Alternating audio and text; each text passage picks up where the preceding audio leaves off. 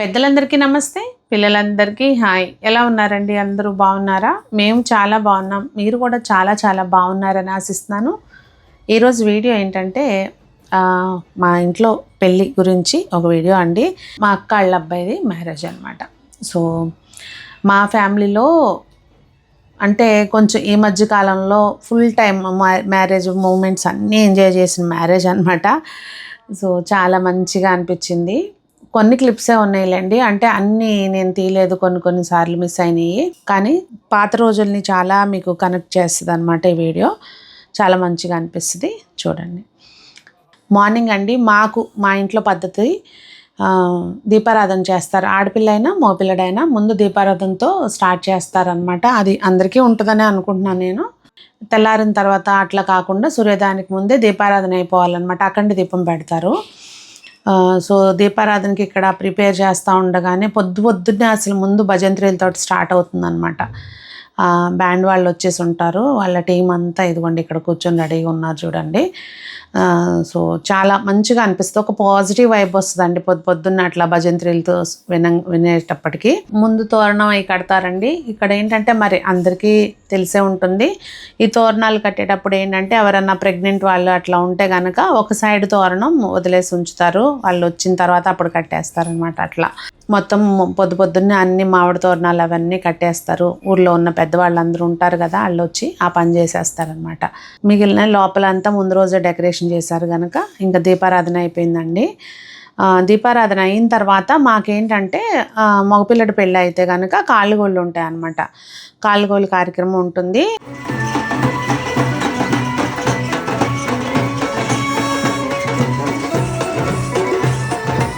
కాళ్ళగోళ్ళు తీసేటప్పుడు రమ్మని చెప్పి ఊరంతా బొట్టు పెట్టొస్తాం అనమాట. ఊరంతా తిరుగుతూ బ్యాండ్ మేళంతో బొట్టు పెట్టొస్తాము. అది అబ్బాయి పెళ్ళిలో అయితే కంపల్సరీ చేస్తాము. అమ్మాయి పెళ్ళిలో కూడా పిలుస్తాం, కానీ కాళ్ళగోళ్ళు ఉండవు. ఇంకా భోజనానికి పెళ్లి దగ్గరికి రమ్మని పిలుస్తాము. కాళ్ళగోళ్ళు బొట్టుకి పిలవడానికి వెళ్ళామన్నమాట. నేను కూడా మొత్తం ఊరంతా తిరగలేదు, కానీ మోస్ట్లీ మేళంతో తిరిగాను. చాలా రోజులు కాదు, చాలా సంవత్సరాలు అయిపోయింది ఇలా వెళ్ళక. మంచిగా అనిపించింది.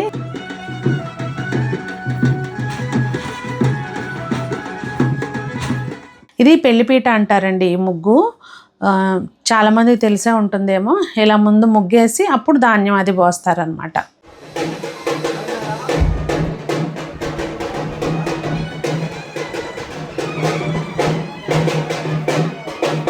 ఇంకా కాళ్ళగోళ్ళు బొట్టు పెట్టి వచ్చిన తర్వాత పిల్లల్ని కూర్చోపెట్టేటప్పుడే ముందు కింద ధాన్యం పోస్తారండి. ధాన్యం పోసి కాళ్ళగోళ్ళకి పేట తీసుకొస్తారు.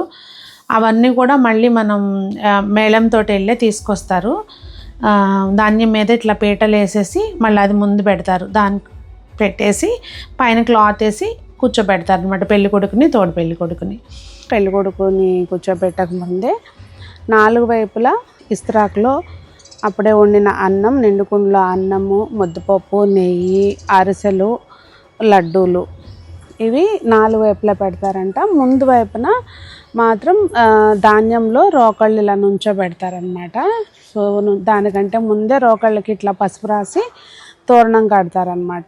ఇవన్నీ చేసిన తర్వాత అప్పుడు పెళ్ళికొడుకుని తీసుకొచ్చి కూర్చోబెడతారు. తోడు పెళ్ళికొడుకు ఈ బుజ్జోడు అనమాట.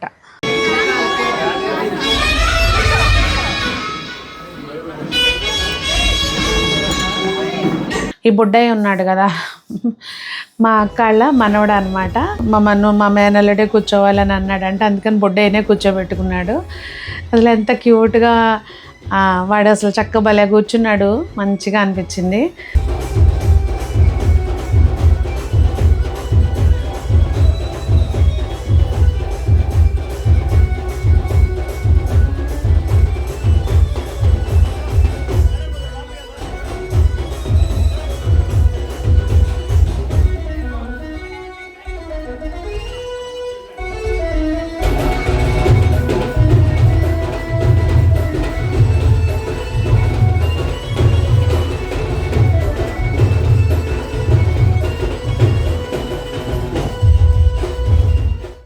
సో అట్లా కాళ్ళగోళ్ళు కార్యక్రమం అప్పుడు ఇంకా అందరూ అండి పిల్లడికి బొట్టు పెట్టేసి కాయిన్స్ ఇలా తిప్పేసి అక్కడ నీళ్ళు పెడతారు, ఆ నీళ్ళలో వేస్తారనమాట. వేసి అక్షింతలు వేస్తారు. అది మాకు జరిగే కార్యక్రమం. తర్వాత ఇవన్నీ అందరూ చేసిన తర్వాత పిల్లడికి మాడుకు నూనె పెట్టేసి ఇట్లా సున్నిపిండి అది రాసేసి అక్షింతలు వేసి అప్పుడు హారతి ఇచ్చేసి లేపుతారనమాట. ఇక్కడ నుంచి ఆ కార్యక్రమం అయిపోతుంది అక్కడతోటి. తర్వాత మామూలుగా స్నానం ఉంటుందన్నమాట. అది మా ఇంట్లో జరిగే పద్ధతి.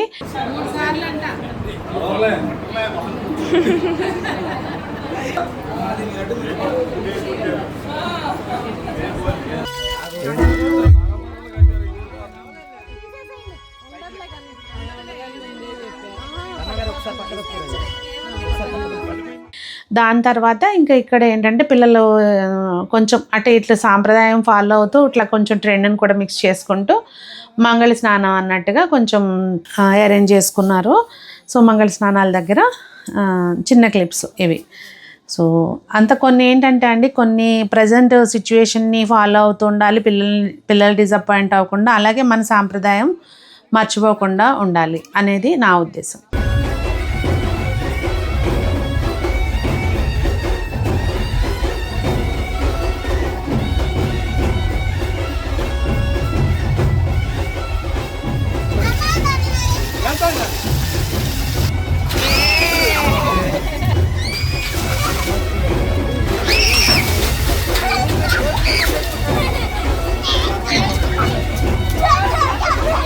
మంగళ స్నానం అయిపోయిన తర్వాత అండి ఇంకప్పుడు మళ్ళీ పెళ్ళికొడుకి కళ్యాణం బొట్టు అవి పెట్టేస్తారనమాట. రెడీ అయ్యి వచ్చిన తర్వాత కళ్యాణం బొట్టు అయ్యి పెట్టేస్తారు. పెట్టేసిన తర్వాత ఇంకప్పుడు మళ్ళీ కొంతమంది తోటి అక్షంతలు అవి వేయించేస్తే అక్కడతోటి మార్నింగ్ సెక్షన్ కంప్లీట్ అవుతుంది అనమాట. ఇంకా అండి భోజనం చేయకముందే తలంబ్రాల బియ్యం అవన్నీ కలిపేస్తారనమాట. తలంబ్రాల బియ్యం కలపటం, సూస్త్రంలో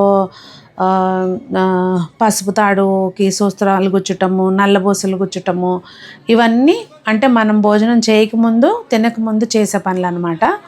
ఇంకా పెళ్ళికొడుకి కళ్యాణం బుట్ట అయి పెట్టిన తర్వాత ఈ కార్యక్రమం అనమాట. అక్షంతలు తలంబ్రాలు అవి కలపడము. తలంబ్రాలకు కూడా కొలత ఉంటుంది మాకు, మానేడు సాల్ట్ అట్లా ఒక్కొక్క ప్రాంతంలోనూ ఒక్కొక్క పద్ధతి ఉంటుందండి. జస్ట్ ఏంటంటే ఇది మేము ఫాలో అయ్యే పద్ధతి అనమాట. సో ఇవన్నీ రెడీ చేసేసుకుని సూస్త్రాలకి అవి గుచ్చేసి దేవుడి దగ్గర పెట్టేసి అట్లా అన్నీ జీలకర్ర బెల్లం అవన్నీ రెడీ చేసుకుని ఇవన్నీ చేసుకునేసరికి ఇంకా టైం అయిపోతూనే ఉంటుంది. అసలు అక్కడికి బ్యాక్ టు బ్యాక్ అన్నీ చేస్తూనే ఉన్నా కూడా టైం అయిపోతూనే ఉంటుంది.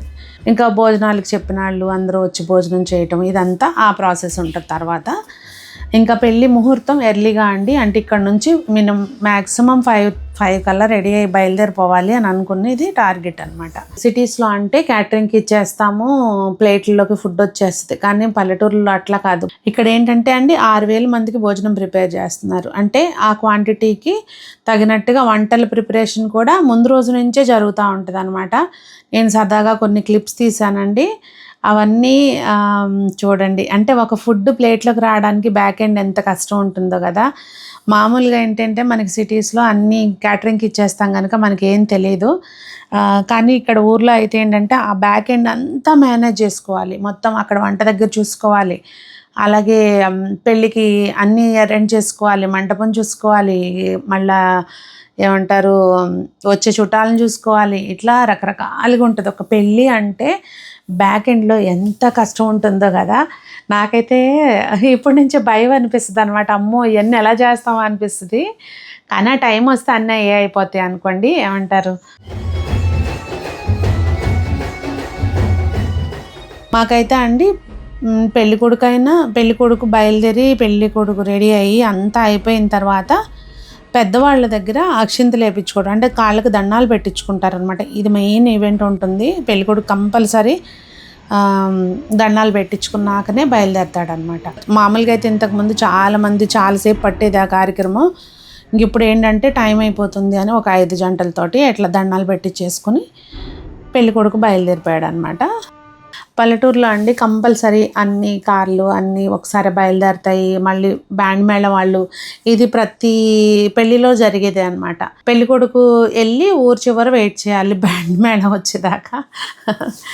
మంచి అంటే ఎంతైనా అండి ఆ పాతకాలము మన మన ఇంతకుముందు ఫాలో అయ్యన్నీ చూస్తే మంచిగా అనిపిస్తుంది. అసలు మేళం వాళ్ళ కోసం ఎదురు చూస్తూ ఇంకా విడిదిల్లు ఏర్పాటు చేస్తారు. ఊళ్ళో అయితే విడిదింట్లో పానకం అవి ఇచ్చి పిల్లడికి చెప్పి పెళ్ళికి రండి అని చెప్పి తీసుకెళ్తారనమాట. సో పక్కనే అన్నీ విడిదిల్ నుంచి మండపం కూడా దగ్గరేనండి. పెళ్ళి దగ్గర అయితే మాత్రం అసలు ఈ మధ్య మా ఇంట్లో పెళ్ళి అనే కాదు, ఎక్కడైనా కూడా అసలు మనం ఒక ఫోటో తీసుకునే ఆప్షనే ఉండట్లేదు. మొత్తం అంతా ఈ వీడియోగ్రాఫర్స్ ఫోటోగ్రాఫర్సే స్క్రీన్ మొత్తానికి వాళ్ళే ఉంటారు. మా దేవు వీడు వీళ్ళందరూ మంచి తేడాతో అనమాట. ఇంకా చాలామంది పిల్లలు ఉన్నారు ఇప్పుడు వీడితో మొదలైంది. వరుసగా ఒకళ్ళ తర్వాత ఒకళ్ళు ఇంకా పెళ్ళిళ్ళు అనమాట. సో ఇలా మా ఇంట్లో పెళ్ళి సందడిగా జరిగిందండి. ఇంకా వ్రతం దగ్గరికి కూడా చుట్టాలు బంధువులందరూ వ్రతం దగ్గరికే భోజనాలకి అనమాట మ్యాక్సిమం. సో వ్రతం దగ్గర నేను ఎక్కువ ఏం తీయలేదండి వీడియోస్. వ్రతం అయిపోయిన తర్వాత చిన్నగా పిల్లల్ని ఇద్దరిని కూర్చోబెట్టారు అక్కడ స్టేజ్ డెకరేట్ చేసి. మొత్తానికి పెళ్ళి ఇలా జరిగిందండి. సంజన అయితే మాత్రం శారీ కట్టింది. క్లిప్స్ ఫొటోస్ మేము తీసుకున్నవి పెడతాను చూడండి. నేను కూడా నా పాత చీరని స్టైల్ చేశాను అనమాట. 28 years old శారీ అనమాట. సో అలా మా ఇంట్లో పెళ్ళి మొత్తం ఈవెంట్స్ అన్నీ ఎంజాయ్ చేసిన పెళ్ళి అనమాట ఇది. సో మంచిగా అనిపించింది. మరి నాకైతే చాలా ఇష్టం అండి ఇట్లా అటెండ్ అవ్వటం. చాలా ఇష్టం. మీకేమనిపించింది అనేది తప్పకుండా కామెంట్ చేయండి. అందరూ బాగుండాలి, అందులో మనం ఉండాలి అని కోరుకుంటూ మీ సునీత.